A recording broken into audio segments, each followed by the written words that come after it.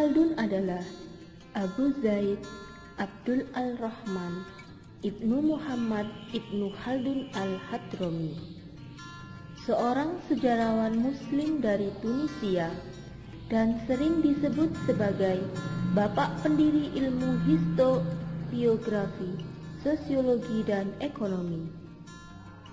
Beliau lahir di Tunisia pada awal Ramadan 732 Hijriah atau bertepatan dengan 27 Mei 1332 Masehi. Keluarga Ibnu Khaldun berasal dari Hadramaut, Yaman, yang terkenal sebagai keluarga yang berpengetahuan luas dan berpangkat, serta menduduki berbagai jabatan tinggi kenegaraan. Pada tahun 1352 Masehi, ketika Ibnu Khaldun masih berusia 20, ia sudah menjadi Master of the Shirk dan memulai karir politiknya yang berlanjut hingga 1375 Masehi. Dari tahun 1375 hingga 1378 Masehi, ia menjalani pensiunannya di Galat, Ibn Salamah. Ia menulis sejarah dunia dengan Muqaddimah sebagai volume pertamanya. Sisa hidupnya dihabiskan di Kairo hingga ia wafat pada tanggal 17 Maret 1406 Masehi. Karya yang sangat terkenal dari Ibnu Khaldun adalah Muqaddimah atau pendahuluan, yaitu karya terbesar mengenai sejarah yang mengandung analisa sosial, politik, dan ekonomi dalam tradisi Islam. Pemikiran ekonomi Ibnu Khaldun. Dalam pemikiran ekonomi Ibnu Khaldun, ia memiliki beberapa teori yang terdiri atas yang pertama yaitu teori produksi. Faktor produksi yang utama adalah tenaga kerja manusia.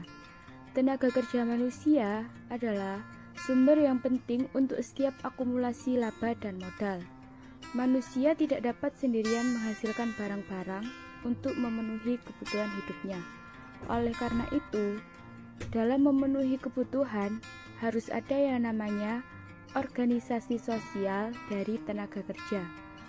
Organisasi sosial dari tenaga kerja ini harus dilakukan melalui spesialisasi yang lebih tinggi dari pekerja, yang hanya melalui spesial dan pengulangan operasi-operasi sederhanalah orang menjadi terampil dan dapat memproduksi barang dan jasa yang bermutu dan dengan kecepatan yang baik. Teori nilai uang dan harga. Teori nilai bagi Ibnu Khaldun, nilai suatu produk sama dengan jumlah tenaga kerja yang dikandungnya. Teori uang, menurut Ibnu Khaldun, uang tidak selalu identik dengan kesejahteraan, tetapi hanya alat di mana kesejahteraan akan diraih. Berkaitan tentang fungsi uang, menurutnya uang memiliki dua fungsi, yaitu sebagai ukuran pertukaran atau standard of exchange dan sebagai penyimpan nilai, store of value. Teori harga, Ibnu Khaldun menekankan bahwa kenaikan penawaran atau penurunan permintaan menyebabkan kenaikan harga. Demikian pula sebaliknya. Kemudian teori distribusi.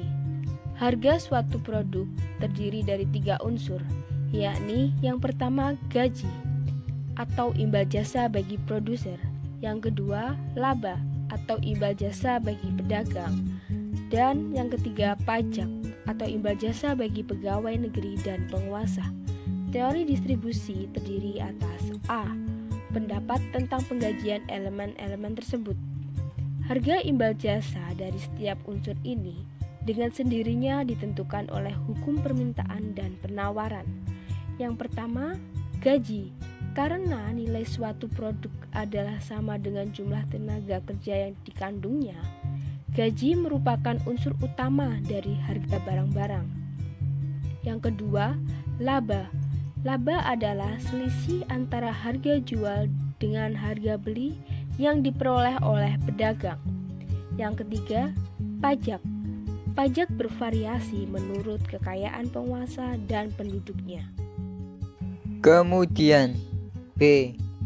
Eksistensi distribusi optimum. Yang pertama, gaji. Bila gaji terlalu rendah, pasar akan lesu dan produksi tidak mengalami peningkatan. Jika gaji terlalu tinggi, akan terjadi tekanan inflasi dan produsen kehilangan minat untuk bekerja. Yang kedua, laba. Jika laba sangat rendah, pedagang terpaksa melikuidasi saham-sahamnya dan tidak dapat memperbaruinya karena tidak ada modal. Jika laba terlalu tinggi, para pedagang akan melikuidasi saham-sahamnya dan tidak dapat memperbaruinya karena tekanan inflasi. Yang ketiga, pajak. Jika pajak terlalu rendah, pemerintah tidak dapat menjalankan fungsinya. Dan jika pajak terlalu tinggi, tekanan fiskal menjadi terlalu kuat sehingga laba para pedagang dan produsen menurun dan hilangnya insentif mereka untuk bekerja. Teori siklus.